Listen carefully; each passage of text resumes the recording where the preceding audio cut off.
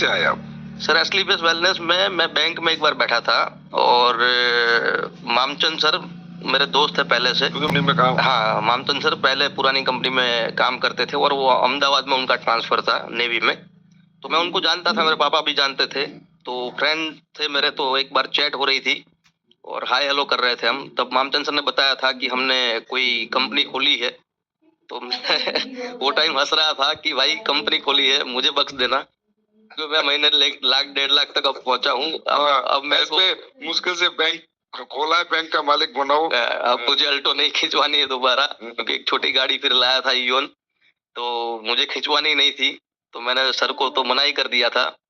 लेकिन बोलते हैं ना सर कि अगर आपके जीवन के अंदर कुछ लिखा है, भगवान ने लिखा है कि करोड़पति आप बनोगे, तो नम्रता को एक बार प्रॉब्लम हुई पैरों में। मैंने सब जगह हॉस्पिटल में दिखाया तो ऑपरेशन का बोला पैरों में नसों में पानी भर गया है, आपको वो पानी खिंचवाना पड़ेगा। तो मैं भी जानता था कि अगर मैंने नसों में पानी खिंचवाया तो पैर वैसे ही खराब हो जाएगा, तो मैंने नहीं करा। फिर कई आयुर्वेद, एलोपैथी सब कुछ करता रहा मैं, लेकिन उसका प्रॉब्लम सॉल्व नहीं हो रहा था। अब दिक्कत ये थी कि वो डांस टीचर और म्यूजिक टीचर थी, तो उसका कैरियर खराब हो जाता अगर मैं उसका इलाज नहीं करवाता। तो मैंने मामचंद सर को एक बार ऐसे ही पूछ लिया कि सर आपके पास कोई प्रोडक्ट है ऐसी, क्योंकि मैंने एक वीडियो देखा था नागपुर के अंकल का। वो बोल रहे थे मैं 4 माले चढ़ के अभी हाँ हाँ, उनका वीडियो देखने के बाद थोड़ा मुझे लगा था, लेकिन यकीन नहीं आ रहा था। मुझे ऐसा लग रहा है कि वो जैसे नहीं, वो फेयर एंड लवली की एड आती है और ऐश्वर्या राय आती है, बोला फेयर एंड लवली लगाओ गोरे हो जाओ। मैंने बहुत घिस डाली, मैं अभी तक पूरा नहीं हुआ हूँ। तो मैंने सोचा कि पैसे खिला के कुछ कराया होगा। तो मामचंद सर को एक बार मैंने पूछा कि भाई सर ये सही है या मतलब वैसे ही, मतलब जो लोग करते हैं वैसे ही है। इतने नेगेटिव थे आप। ये वो बुजुर्ग आदमी थे, मुझे भी याद है, वो हमारे नागपुर के हाँ, वो माटे सर थे।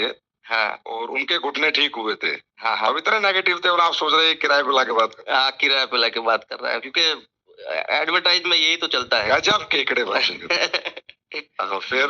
फिर मामचंद सर ने बोला कि आप आ जाओ, मैं प्रोडक्ट देता हूँ और ठीक हो जाएगा। बहुत अच्छा आयुर्वेद है, एक नेक नियत से हमने कंपनी बनाई है, लोगों के भले के लिए बनाई है। मैंने बोला सर लोगों के भले के लिए कंपनी कौन बनाता है, मुझे पता है, 15 साल मैंने निकाल दिए हैं। आप प्रोडक्ट भिजवाओ फिर देखते हैं, अगर प्रोडक्ट में दम होगा तो देखेंगे। तो सर ने प्रोडक्ट भिजवा ही नहीं।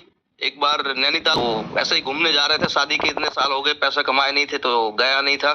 बैंक में पैसा कमाया तो मैंने सोचा कि चलो निकल जाते हैं।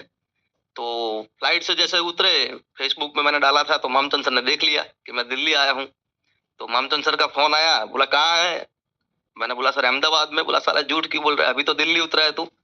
अच्छा, आपने फेसबुक पे पोस्ट कर दी थी? हाँ, मैंने सुबह फेसबुक पे। हाँ, सर ने देख लिया तो सर ने फिर बुलाया कि ना तू ऑफिस आ जा, मिल के जा। तो नम्रता मैडम को मैंने पूछा कि चलो क्या करते हैं अब, तुझे प्रॉब्लम भी है तो अगर कोई दवाई ववाई भी मिल जाए तो वहां से देख लेते हैं। तो आए हम कंपनी के अंदर। मैंने सर को बोल के रखा था सर प्लान मत दिखाना। अच्छा, मैं प्लान नहीं देखूंगा, आप मुझे प्रोडक्ट देना, मैं प्रोडक्ट लेके निकल जाऊंगा, चाय पी के निकल जाऊंगा।